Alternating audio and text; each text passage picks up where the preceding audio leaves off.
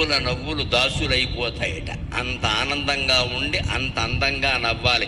ఈ ఇంట్లో ఇల్లాలు నవ్వుతూ ఉంటుందో ఆ ఇంట్లో లక్ష్మీదేవి నాట్యం చేస్తుందమ్మా. లక్ష్మీదేవి నాట్యం అలా నవ్వాలి కదా అని మగాళ్ళందరూ ఓ పట్టకారు పట్టుకు నవ్వమని చెప్పానా తోలు తీస్తా, నవ్వకపోతే అనకూడదు. వాళ్ళు నవ్వే విధంగా వీడు ప్రేమించాలి. అది సమస్య. ప్రేమిస్తే ఎందుకు నవ్వరు?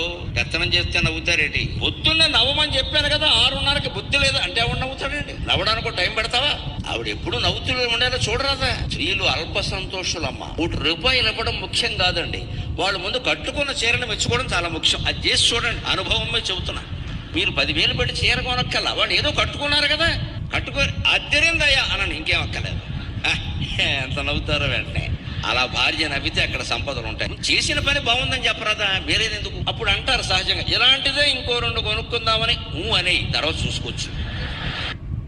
అమ్మవారు నవ్వితే పువ్వుల నవ్వులు దాసులైపోతాయట. అంత ఆనందంగా ఉండి అంత అందంగా నవ్వాలి. ఈ ఇంట్లో ఇల్లాలు నవ్వుతూ ఉంటుందో ఆ ఇంట్లో లక్ష్మీదేవి నాట్యం చేస్తుందమ్మా. లక్ష్మీదేవి నాట్యం అలా నవ్వాలి కదా అని మగాళ్ళందరూ ఓ పట్టకారు పట్టుకు నవ్వమని చెప్పానా తోలు తీస్తా, నవ్వకపోతే అనకూడదు. వాళ్ళు నవ్వే విధంగా వీడు ప్రేమించాలి. అది సమస్య. ప్రేమిస్తే ఎందుకు నవ్వరు?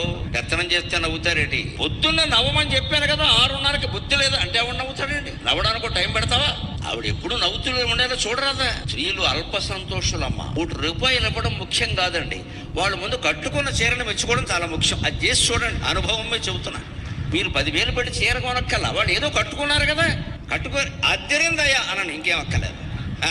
ఎంత నవ్వుతారో వెంటనే.